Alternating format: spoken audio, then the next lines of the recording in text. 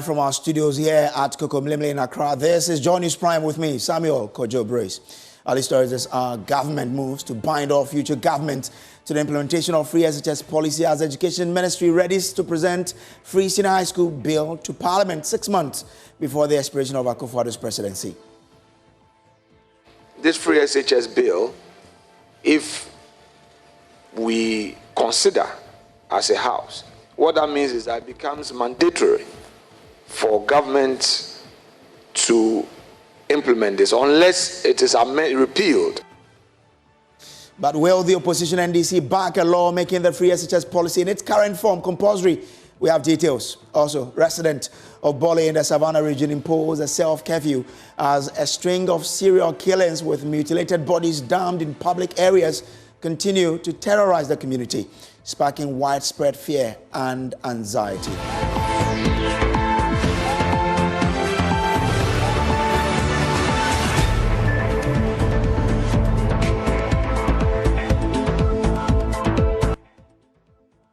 It is President Akufo-Addo's overriding flagship policy, and with just 6 months for his presidency to expire, he appears determined to safeguard his free senior high school legacy.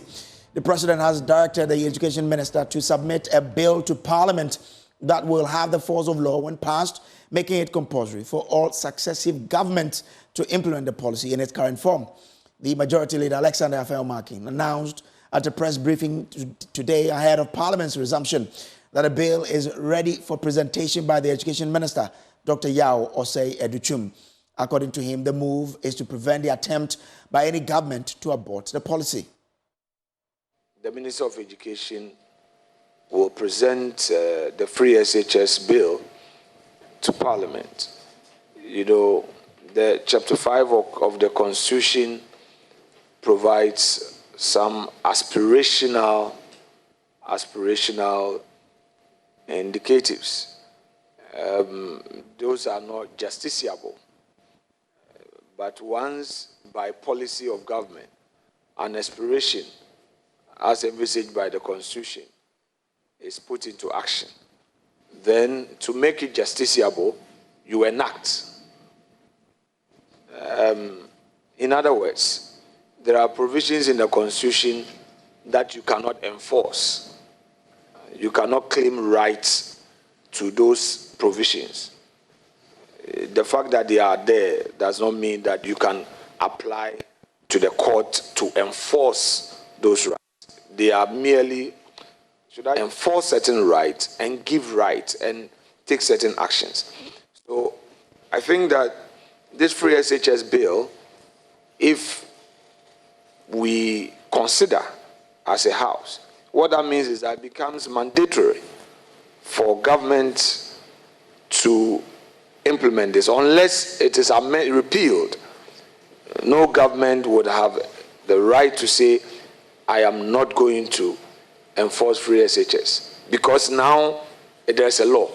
So if you fail, a citizen can apply to the court as his bona fide, and the court would exact justice in that citizen's favor.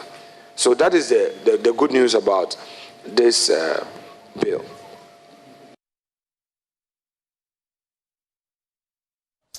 Now, my colleague Isaac Kofi joins me in studio with details of the data on the implementation so far. Kofi, let's start with the enrollment statistics.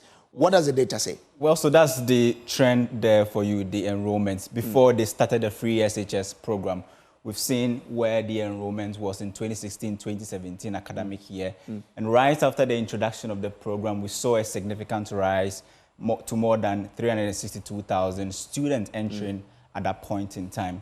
So since then, you've seen the figure being about 400,000, and this latest one, which is more than 503,000, or let's say somewhere around roughly 503,000, has been the highest, according to the President and the Education Ministry, in our history in terms of enrollment. So if you ask me about enrollment, the trajectory is actually good right after the implementation of the free SHS program.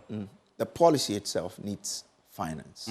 What has been the allocation made to the implementation?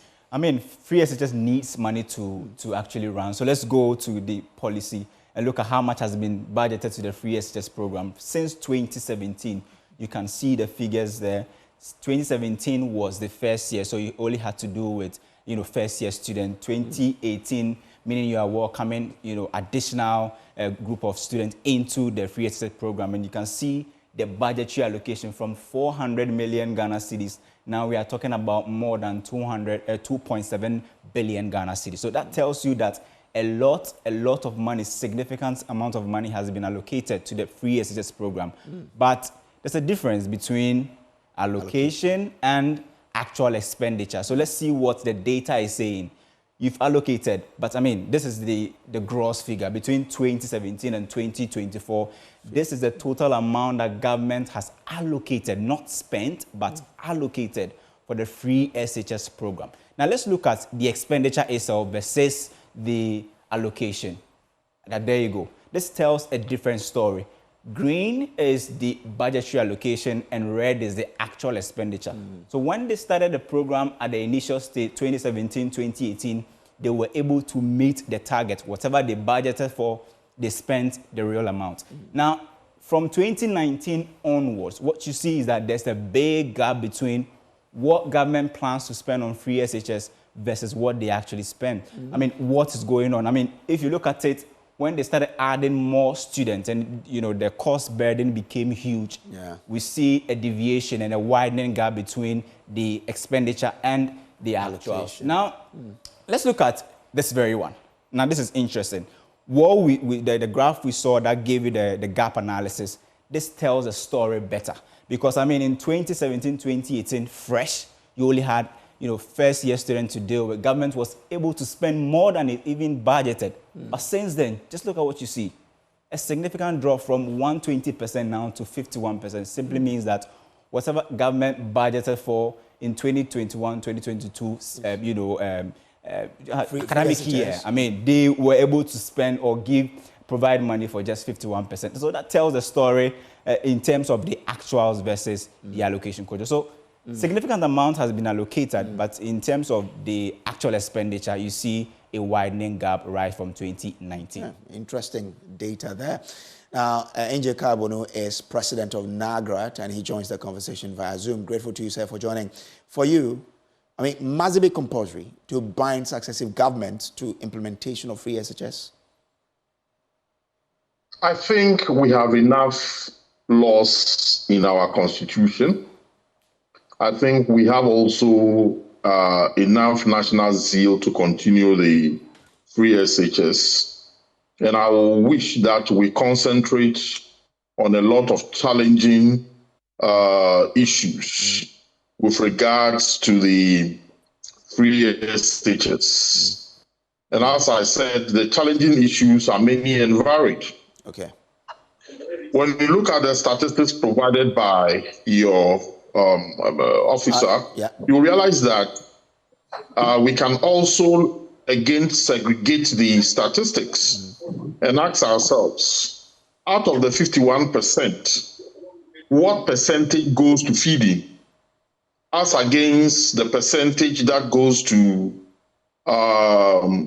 infrastructure, other recurrent expenditures, teaching and learning materials, the creation of congenial environment for teaching and learning to take place. And you'll be shocked that a huge proportion of the 51% goes into feeding. And that, we don't think it is the right thing to do. The second problem is the difficulty that government has been having in ensuring that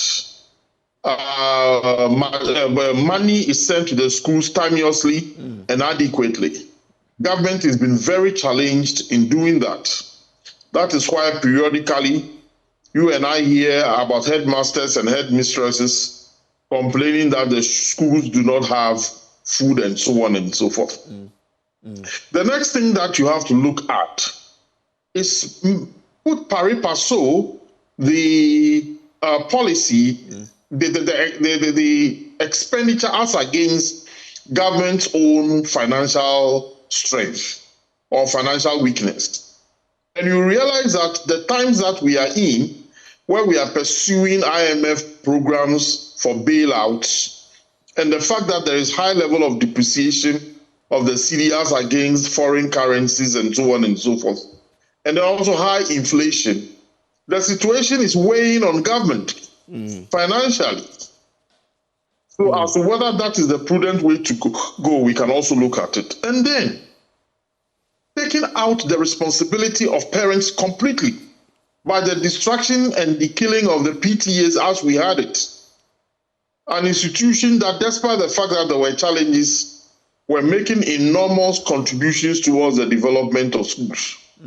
I am mentioning those challenges to point to you that there are a lot of things that we can look at and address. But won't the law specify the role every stakeholder is supposed to play in the implementation, such that we won't have this issue of who does what? Well, I think that the attempt to even pass the law is a red herring. I think somebody just wants to do some politics. Look, the expectation that when the bill is sent to Parliament, the opposition party will oppose the bill. Then there will be cacophony in Parliament by way of discussion. Then it will generate some political capital. And that is, but you see, the things that confront us today are more than some of these shenanigans. The situations are more complex and are more dire. For us, we'll push ourselves onto the arena of engaging in political verbal shenanigans. What we have to look at is how we can sustain this program and sustain it in such a manner that it will not compromise the type of education that we dream for ourselves. That is something that we have to look at and look at very critically. Okay. I'm grateful to you for joining us. Angel Carbonu is president of NAGRA. Now, moving on and still staying in Parliament.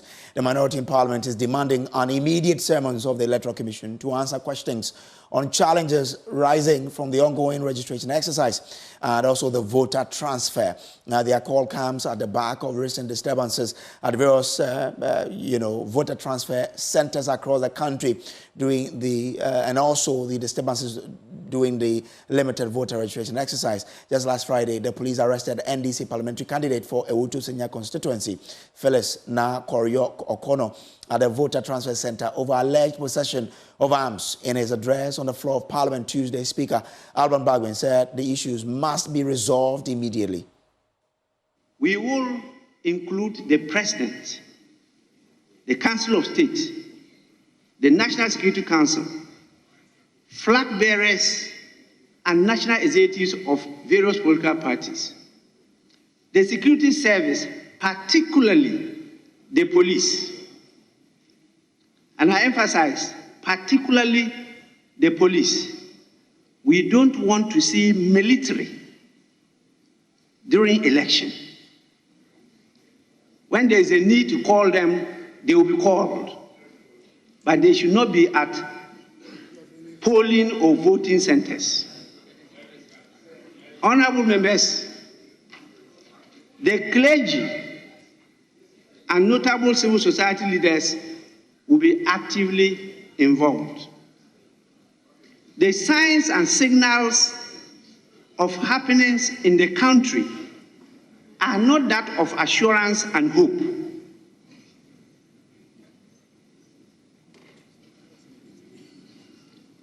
I shudder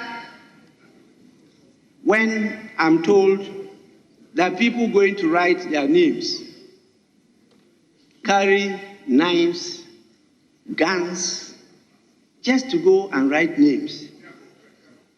What about when we are going to vote? And at the end of it all, the results are announced, and somebody else has carried the day, and not the other. I shudder to picture what will happen. But Minority Leader K.C. Alatoforsen says the EC must be dragged to Parliament to answer questions on the happenings. These developments, Mr. Speaker, are unhealthy for our electoral process and democracy and go a long way to ground the public perception of bias on the part of this particular electoral commission. Mr. Speaker, why must this Electoral Commission always take questionable decisions which create chaos and confusion across the country? Why must this Electoral Commission always threaten the peace and stability of our dear democracy? Mr. Speaker, I may ask again, why must it take massive pushback from the public and backlash from the Electoral Commission to always do what is right for the people of Ghana? Mr. Speaker, whilst we acknowledge the Electoral Commission is an independent body, it must be pointed out in no uncertain terms to the Electoral Commission that it does not have the independence to make dangerous, ridiculous, and outrageous decisions that can affect the peace and stability of our country and its democracy. It is therefore imperative for Parliament to call the Electoral Commission to order and to save the democracy that we have always protected. Mr. Speaker, the NDC Minority Caucus want to use this forum to demand an urgent committee of the whole meeting with the Electoral Commission and to iron out these concerns before, Mr. Speaker, it is too late. Well, my colleague James Aveji monitored proceedings in Parliament today and joins us with more details. Kwesi, we are also learning about a shake-up in the committees of the House. What do we know? Was announced by the majority leader during the briefing in the morning before the House resumed on the floor of Parliament. Now, he said that is in conjunction with the provisions of the new standing orders of Parliament. If you read that, it gives Parliament the liberty to reshuffle the committees, reconstitute them at the beginning of every session. And so he said they are going in accordance of that, and also explains why that has become important in this life of Parliament. Interesting. And again, we do, appreciate the fact that there are other issues with what happened in Parliament afterwards. What else was happening in Parliament? Well, Brace, it was after that, the minority at the press conference also announced that henceforth, in fact, they started today, they would be boycotting sitting on the floor of Parliament anytime the minority leader have to appear before court. We know he's on trial in court over the ambulance case and all of that. They said on 2 occasions they've written a letter to the High Court demanding or seeking leave of the court to allow him to stay in Parliament and pay attention to parliamentary proceedings as their leader. But on those 2 occasions, the judge denied them their request. And so they would do this morning. They decided not to go to the floor of Parliament. Parliament was scheduled to start sitting at 1 p.m. That delayed up to about 3 p.m. It is unclear whether it is because of their boycott, but moving forward from tomorrow, anytime the minority leader appears in court, they would not be able to sit in Parliament, which means Parliament would have to start with either the majority side, if they have the numbers, or would have to wait for them to come back to put pressure on the courts to meet their demand. Right. Okay, James, grateful. So that James is our man in Parliament. Now, 2 other stories. In a bid to safeguard their lives, residents of Bole in the Savannah region have imposed a self-curfew due to a series of gruesome serial killings in the area. The victims' bodies are mostly found mutilated with missing parts and damned in public places. At least 4 deaths have occurred under bizarre circumstances. And despite intensified security measures, residents remain skeptical about their safety. Savannah Regional Correspondent Isaac Noya joins us for more update on the situation on the ground. Isaac, we've heard the concerns of the resident. How serious is the situation in the area? Yes, it is serious in the sense that they have intensified their decision, notwithstanding the presence of enough security personnel in town. These people are saying that we have lived here over the years and we know our town. And if all is not well, we know all is not well. And if all is well too, we know. We don't have to put our security in the hands of anybody, but in ourselves.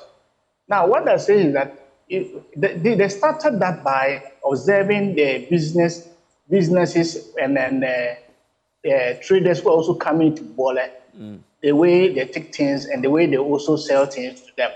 Now, if you go to Bole, between the hours of 7 and 8, you see businesses start closing. And there's MTN, those who do Momo, they will start closing before 6. And food vendors will also close before 7 p.m.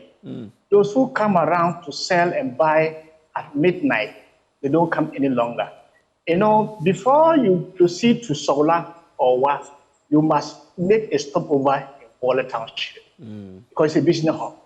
And this is the area that people also think that now is not safe. Okay. The other challenge that people are not certain is that there are two major areas concerned here. Bole district is a Galamsey hub, illegal mining hub. Okay. And it also shares borders with Ivory Coast. We know people are speculating that some of these unnatural killings is suspected to be attached to at least somehow the Galamsey activities, because they believe that these are spiritual business that people sometimes can go all length to sacrifice whatever they want or they need to be able to get the gold. Okay. Some also believe that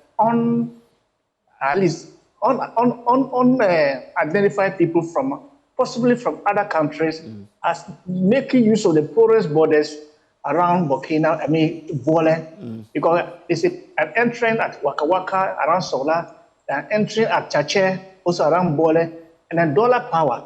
All these people can enter from other neighboring countries to do whatever they want. Okay. But basically, the concern is that everything started in 2001. Okay. Okay. So it has a precedent in the past, but as we speak, what's happening in terms of security arrangements? Officialdom is that those who have come into town, that's why the regional police command has put in place measures. They have drawn police personnel from other districts to augment those who are already in Bole. The interesting thing in terms of security in Bole now is that those in plain clothing, there are many in the sense that they have positioned themselves in advantage places that they can be able to fish out any person that is trying to misbehave or indulge in any other thing. And also the students. There's this school called Bole Girls Model. The girls are protesting that until there's an armed security guards in the school, they will leave the school because their security officer head was smashed to death and nobody was arrested. Okay. Now that things have heightened this way, until they get an armed security guard, they will not continue to be in school. They will leave the place. Okay. All right. Isaac, I'm grateful to you, but keep monitoring the situation for us there. So Isaac Noya is a man on the ground in the Savannah region there. But let's try and speak to the Member of Parliament for Bole Bamboy, Yusuf Sulemana. He joins us via phone now on this particular matter. I'm grateful to you, Yusuf, for joining. You must be worried about the situation at hand. What's your concern? To your viewers, and thank you for this opportunity. Indeed, I'm a worried person. I'm a worried person because if the good people of Bole Bamboy honored me by making me their Member of Parliament, what it means is that I should be concerned and I should be responsible, responsive. And so when they are not sleeping, I mustn't sleep. Don't forget, I also have my family members in the Bole Bamboy constituency. So yes, I'm a very worried person. Now, the truth of the matter is that, as I speak to you, some effort is being made by government and, for that matter, the security apparatus to send some experts to the area and to also beef up the numbers of policemen and women in the area. So temporarily, I think that there's some calm. Okay. But again, people believe that they cannot just trust in the security apparatus. And so what they also want to do is to take some safety precautions. And so what I've observed is that people now close very early from their work site, especially when it comes to, Momo vendors. Remember, a few years ago, some gentleman who operates Momo joint was killed. And as we speak, we've not been able to even arrest the people. And so business is being affected. and live generally, because by 7, 8 o'clock, people are getting ready to go into their rooms. A community that wasn't like that, and so indeed we are all worried. But if you look at the security arrangement so far, how satisfied are you? And being the member of parliament, what do you intend to do to help assuage the situation? Yeah, so like I said, this issue was raised first and foremost when the Vice President attended a program in Bole. I also wrote to the Minister of Interior on 2 occasions, asking for more resources in terms of personnel and also vehicles, so that the police are able to patrol the area. Little attention was paid to this. And so I sent another letter reminding the minister. That was Honorable Ambusdere. Nothing was heard. Again, I spoke on the floor of Parliament, and he was there to also answer questions when I raised the issue of robbery cases in the area. I remember one Richard, a lawyer, was killed around a community called Bombote, so I took the advantage to do a statement on the floor of Parliament. All this didn't yield any results. But last week, thank God, the ministry decided to issue a statement and to say that they are sending experts there. I have cross-checked on the ground, and indeed there are some men and women there, and there are some experts. But until they are able to arrest a culprit or a suspect, it will be difficult for us to have any confidence in what is going on. I have spoken to quite a number of people, and their concern is that, yes, they are there, but there's no any arrest yet. We just pray and hope that they are able to arrest somebody, and then we can now begin to think that, yes, we have a solution to the issue. I'm grateful to you, and we will all be monitoring the situation. We pray that calm is restored in your area. But we understand that the Regional Security Council is in a meeting as we speak to find ways to deal with the situation. We've been trying to reach the Regional Minister, Said Jibril, but he makes us understand that he is in an emergency meeting now. Whatever happens, we'll let you know in our subsequent bulletins. But there was a face-off in court Tuesday between prosecution and lead counsel for Dr. Akufo-Addo when the AG objected to an attempt to tender into evidence the audio recording between Richard Jakpa and the Attorney General, Govt, the audio recording, which was admitted and formed basis of the trial judge's 6th June 2024 ruling on mistrial, among others, is being tendered into evidence again because, according to the lawyers, it constitutes a significant foundation for the AG's charge of A3 having caused financial loss to the state. According to Aziz Bamba, who is lead counsel for Dr. Akufo-Addo, the telephone conversation hinged largely on the agreement between the government of Ghana and the letter of credit that was subsequently issued, making the 16-minute recording an important piece in the ongoing trial. Legal Affairs correspondent Latif Idris Bamba sat through proceedings and reports. For Aziz Bamba, who is lead counsel for Dr. Akufo-Addo, the audio recording forms a fundamental basis for the trial that is sitting here at the High Court. For him, it emanates on bad faith because the Attorney General, at the time he was initiating these processes at the High Court, didn't have full fact as far as processes leading up to the signing of the contract and the LC were concerned. Then came the Attorney General. They sought to ask the court to disregard the audio recording and to not accept it into evidence, essentially saying that no proper foundation has been laid by the counsel for the first and the third accused for the audio recording to be tendered into evidence. The judge was so clear that AG was not heard on that tape suggesting that the third accused person should implicate the first accused. So that is settled, sealed. And so today what they're seeking is to tender the same tape. So they say, fine, if you want to tender, you must show that it is relevant to the issues you are going to contest in this matter. And that's why we demonstrated that it is not relevant so far as the determination of whether they are guilty or not guilty or the issues involved are concerned. So that's the difference. In your argument, you mentioned that no proper foundation has been laid to accept this audio. What foundation were you looking forward to from the counsel for A3? If you are conversant with the decision in Rafe Kubaji and Aka and others, is to the fact that you cannot record someone secretly without a person's consent. On his part, the communications director of the opposition NDC, Sami Jemfi, says he is hopeful that the court would admit into evidence the audio recording. Listen to what the judge said. The judge said, however, bad faith, false or trumped up charges may be defenses in addition to any others, which may be considered in the assessment of all the evidence before the court when the judgment is being delivered. So the judge says that irrespective of all the defenses Akufo-Addo and the accused persons have, they can add the defense of bad faith, and the fact that the charges against them are trumped up charges. How, and that the court will consider that in assessing all the evidence.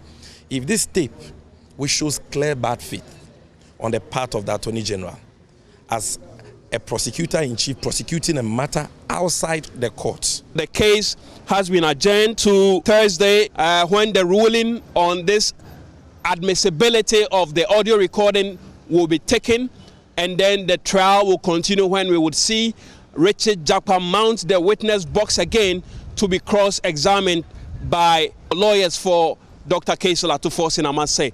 From the High Court complex, this is Latif Idris reporting for Joy News. And away from that, no end in sight as frustrated applicants are turned away at the headquarters of the National Identification Authority following their strike, which began on Monday. Some of these desperate applicants who have traveled from far and near say they are unaware of the strike and urgently need the NIA card to process their traveling document and update their bank details. Kenneth Jesse has more. Second day since the National Identification Authority embarked on a strike in demand for better conditions of service. Well, we're here at the national headquarters in Accra to gauge the mood of what is currently going on. Now, upon our visit, we saw scores of customers throng the place, most of them unaware that any strike has begun. They express their frustration that they need these Ghana cards so they can get a passport and subsequently travel. Others also need this card to get their bank documents intact. Well, they say they do not know what to do now. I'm from Sweden. I came here to come and do Ghana card, but unfortunately when I get here, they said that they're on strike. And I'm from Sweden. I don't know that they're on strike, but I need the Ghana card for my passport and things, my bank issue and things. But now they said they're on strike. I don't know what to do. I'll go in Sabah. How soon are you supposed to travel? It's by next week here. Next week here, because I want to do it. I will bring my best set so that I can do everything together so that I can postpone my passport by next week. By this week, by next week, latest Friday next week. That's it. But unfortunately, I don't know what I will do. I traveled to Kumasi. I was back on this morning. Then I was trying to do the Ghana card. Look, I will travel by this month. So I need a Ghana card to do my passport and everything. Do you already have a Ghana card, or this is the first time? I have a Ghana card, but I lost my purse and everything on 10th April. Yeah, I was working then. They stole my purse and everything from me, so I just lost it. Then I'm going to do, replace another one. Oh, they told me to go and just get a police report before they can do it. So I just went there this morning. Then I got the police report. So since I got here, they said they are on strike. Maybe I have Ghana card. So Ghana card in my year da wish. Office na makoho enem ba ha yesi ekos like ntimi hu ese na me ni wan si de kura me pe me Ghana card akọ bank akọji ska yesi enye mame na de me ya wo mu kura ne se mba ya yesi ahohoofo de omo de etimi ya mom ne ya tie mai mu de ye call ye so strike ntimi nti ase Ghana card nye se ma ya aso de ne e start ya na me ye na wo mitimi sole anaju 2 de bo koto line emi wie ye yesi me nkoso otuom ya kire mo office bebre me ko eso still me nya me Ghana card na yesi me mla hye na so me ba ya yesi e ko strike nti na be den medidi bank wa me ko eso so msi me nkura Ghana card ya yemfa me sika mame. The seats here will ordinarily be filled to capacity on a normal day, but today you barely see people seated on them because the workers are not around to assist them. Although we're told that foreigners can come and access the facility and get their Ghana cards printed for them or worked on for them. But with the Ghanaians, the personnel to do it for them are on strike. We have no indication yet when they will resume work. From the NIA headquarters in Accra, Kenneth Jesse for Joy News. Well, this is still the Joy News Prime. We'll take a quick break. We'll be back with more. Please don't go away.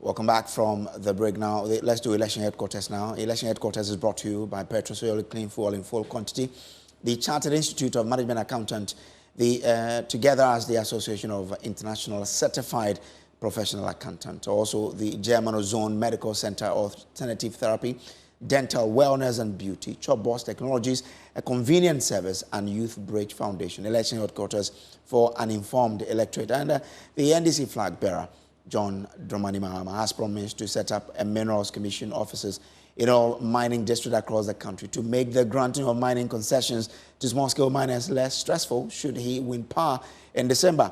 The move, he believes, will help his government regulate the activities of small-scale miners from the district level.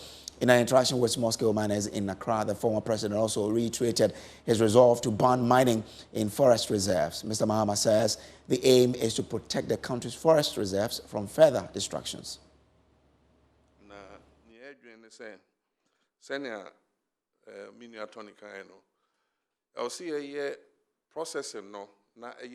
Easier licensing process easier. Inti the licensing no back to the doorsteps of the districts where mining is taking place. And I can say, you better decentralize Minerals Commission offices. No, you name districts are mining ecosoho. We know all the districts where there's mining going on. And in each of those districts, you better set up Minerals Commission office. And yet, because office and so set up office, and whom you say, "Baby, sit down and will be your office." A dime of what you bet me a rent, na ya set up Minerals Commission office or more moshe sa a union na Forestry Commission, Environmental Protection Agency, Minerals Commission. Ubia nejuma efa mining home district bia ye mining or you be sa office or home. A movement for change government led by Alan Chomanting will give spare part dealers 2 months to import their wares without paying duty.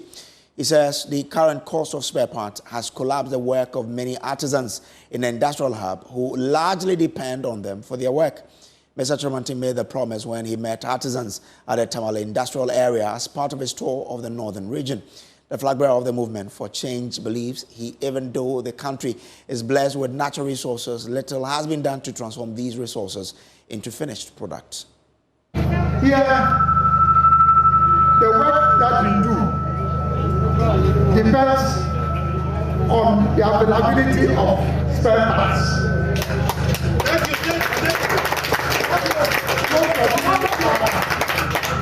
Fabricating machines, repairing cars. The cost of spare parts alone is putting you out of business.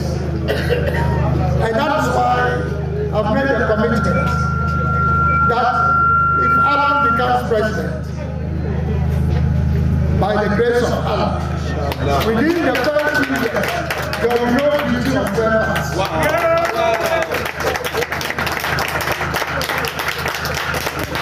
Apart from that, most of you are in fabrication. You need metal sheets to fabricate the things that you produce. Ghana has bauxite. Out of bauxite, we can get aluminium. Ghana has iron. Out of iron, we can get steel. Ghana has oil and gas. Out of oil and gas, we can get plastics. So if we can add value to our bauxite, add value to our iron, and add value to our oil and gas, you get all the raw materials that you need for your work. And this is what I want to do.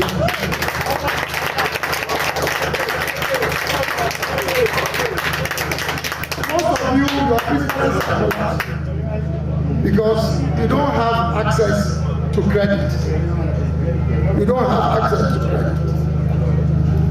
And that is why you need a new leader who will make money available to those of you who are involved in industrial development. Alan Chamantin says the two major political parties have failed the masses, therefore the need for a change. Why would you even consider the fact that after 32 years, if you are not happy with the two parties, that you don't look for a change? Let me tell you, Ghanaians do not vote because of infrastructure. Are you aware of that? They talk about it, but it's not because of infrastructure that they vote. They don't vote because of social services. They vote based on their pockets and the economy. Right now, we know that the economy is in crisis. You need a new leader who will turn around the economy, and that is what Alan is doing. Let's join hands together and make history and make Alan the first independent president of our country. This is the first time that we have 10 parties coming together to fight an election. It must send you a strong signal that it is time for change. Now, with the December 7th elections fast approaching, many prospective first-time voters are in a deep search for answers about how to make their vote count. In an effort to address their concerns and provide guidance, Lois Shola Adeyemi has been engaging young Ghanaians about the issues that matter most to them. The main concerns among these first-time voters revolve around understanding the voting process, knowing how to verify their voter registration status, and learning about the candidates and their manifestos. Director of Programs at the National Commission for Civic Education, Dr. Imurana Mohammed, has been offering some answers to their questions. Listen to the interactions. My question is, I'll be a first-time voter this year, but my question is concerning the factors which discourage us when we are going to cast our votes. There was a by-election at Ejisu, and after the interview, we heard the woman say even if a stone was the candidate, she would still vote for that particular political party. So hearing comments like that for first-time voters, makes us doubtful as to whether or not our vote will really incite change. Because it seems the long-time voters are more hell-bent on the political party rather than looking at the policies or the condition of the situation around them. So I want to know what you have to say to us concerning people who think like this. Okay, I'm Desmond. I want to ask, how can we know that some policies are just sloganeering? Regards to the political parties who have been sharing money at the various polling stations, for we the first-time voters, what should we do when they approach us? For me like this, what I'll do is I will reject the money. Because no, it's true. Like you are trying to tell me that I'm a fool. It's true. You are trying to tell me that I'm a fool. So what I'll do is I'll reject the money. Then I'll vote against you. I'll make sure I'll vote against you. But I've been talking to most of our guys, and they've been telling me that they will take the money and vote. So what do you have to tell them? All right, 3. First one talks about, I don't want the expression disillusionment with the system. Somebody says, oh, if they put a stone. I earlier on spoke about, the fact that people vote for different reasons, right? People vote on family traditions. People vote on different reasons. But the best way to vote is to vote on policies and programs, right? That best way is the difficult way. It is the difficult way that will give you the dividend that democracy should give you. And I always insist that I'm glad that we are holding this conversation here, because we are the people who can decipher. We can tell right from wrong, true from lies, right? Then sends me to issue about policies, right? And slogans, right? They are, what do you call it, chicken and egg situation. Certain things come out as pronouncement and they yield results. There are also some plenty paperwork, right, on issues, and you hardly say these are the outcomes of them. But by and large, it depends on us, right? All these people that are coming clamoring for our vote, they are not descending from the skies, we know, right? So we have to make the right choices, choices that fits our orientation based on, actionable options. If somebody comes to tell you this, and you see that this thing is far away from the truth, we are lucky here. We know, we know our situations. So if somebody is telling you something that you think this is a fairy tale, use your mind. Then sends me to the issue about money. And I think it's one of the things at NCC we have flagged as an unfortunate development, right, in our democratic journey. The influence of money in politics. And these are things that nobody will shy away from, because the politicians themselves are coming out to complain. I paid 1,000 and our opponent paid 2,000. The way the thing is going is not good at all. But you have paid. No, have you not heard from them themselves when they meet their delegates and then they sometimes outsmarted or outreached by their opponents? Don't they come to complain? There are laws that bar voter inducements. The laws of Ghana shone upon that, right? And we should know, anything that you take to vote is a tax waiting for you in the future. So monies that we take today, I'm pleased, my brother, you have taken the path of righteousness, so you will reject the money, right? I will not outrightly condemn your colleagues who say they will take, but I will remind them, politics is public service. If somebody comes to say, I'm giving you money to give me the chance to serve you, what should go into your mind? Would you have the capacity to hold that fellow accountable in the future? So let's think through these things very carefully. It is true that difficulties may push us into the temptation of accepting those inducements. But it is also true, in the long run, it is those inducements that we take that will compound the capacity, right, to solve our problems as a nation. So don't let us reduce ourselves as mere voters, especially as students. We should uphold our citizenship rights, values, and also discharge our citizenship duties. It is the only way, right, we can see development. It is the only way that we can demand accountability from our leaders. Well, and that's how we wrap up the bulletin for today. But remember to brush your teeth before you go to bed tonight with Pepsodent. And also do same when you get up in the morning, because with Pepsodent, you know that every smile do matter. Well, there's more news on myjoyonline.com. My name is Samuel Brace. There's more coming up next on Prime Business with Emma Davis.